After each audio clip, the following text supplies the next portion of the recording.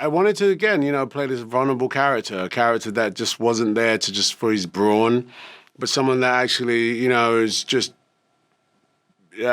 peeling the onion back on his personality in order to get the best outcome, and not afraid to say, I'm scared. I loved Hijack. I was on the edge of my seat the entire time. I love that. But did you have your seatbelt on, though? That's the most important thing. What did you want to bring to the character of Sam Nelson that wasn't necessarily on the page? Vulnerability. Vulnerability, eh?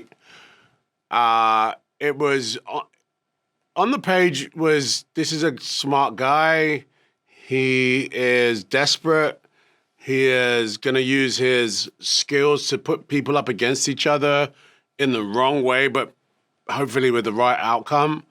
But I wanted to bring to for fans, this sort of, scared hero.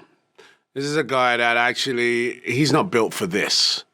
And he surprises himself. And I think, his failures as a father and a husband are massively amplified in his journey here.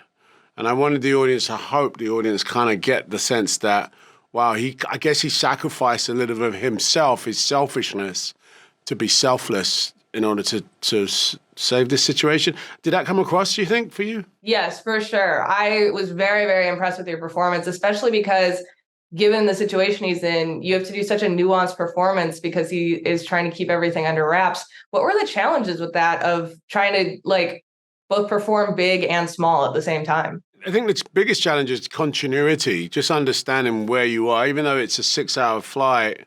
That's a long period of time anyway, but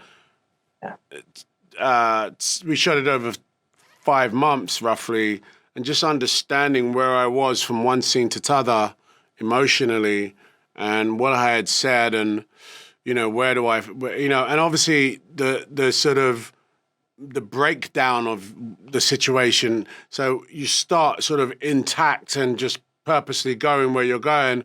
And by the end of it, you're a shell of a man, a shell of a human being.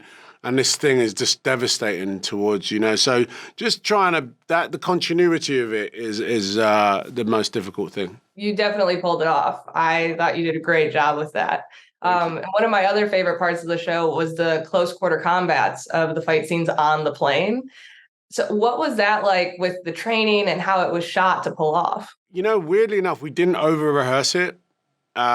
We had the natural constraint of being in a real plane with a crew and not much space to move and fly walls. We didn't fly walls. We, as in, take walls out and stuff. Right. We just tried to get in the angles where we could. It was really well constructed and choreographed, but it wasn't overly choreographed, The directors wanted us to take the moment and the natural reaction of what you would do and apply that to the fights. So what you got was this sort of weird, desperate, fight of humans and what they might do as opposed to well choreographed punches and elbows and knees. It was like, oh. Wow, I can't believe you guys shot that in an actual plane. That's insane. That's so cool. Yeah. And then when you were crafting Sam Nelson, were there any other characters from media or even past characters that you've played that you look to for inspiration? Oddly enough, Stringer Bell was a character that was quite heady, quite sort of, thought provocative, just sort of like getting people to see things from different perspectives. I didn't get influence from him, but he's one of the smartest characters, one of the most intelligent characters I played. John Luther, on the other hand, is sort of like, what? Let's get in there and knock him out, and I tried to avoid. I had to put John away. I was like, John, no, John, stay over there. I'm going to go to Stringer for this one. Maybe a bit of Turn Up Charlie, just because, he likes music too. I love it. And then what drew you to Hijack both as an actor and a producer? As a producer, it was wanting to put something up that is binge-worthy. I guess that's the trend now is like, did you binge it? Yes. but something that was relatable, something that felt familiar.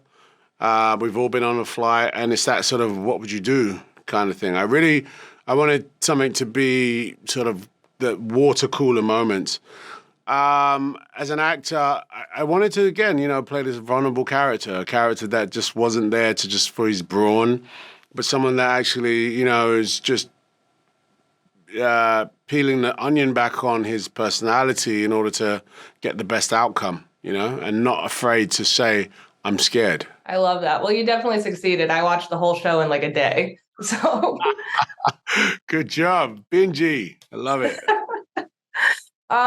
What's something you learned from your experience on Hijack that you hope to take into future projects? The directing team on this project were phenomenal with problem solving because we shot on a real plane, and the space to just do whatever you want wasn't there. So you had to be innovative and efficient and patient. And, as someone that wants to direct a lot more, I really learned, how all of those things that you need to be to sort of pull off really good work. You really do have to be patient, and you really do have to be innovative. If you've got no space for this shot, what are you going to do? How do you do it differently? So, I learned quite a bit. I really, really love the team. Well, thank you so much for taking the time to talk to me. I can't wait for more people to see Hijack. You do such a phenomenal job in it. Oh, man, thank you so much. That means a lot. Thanks.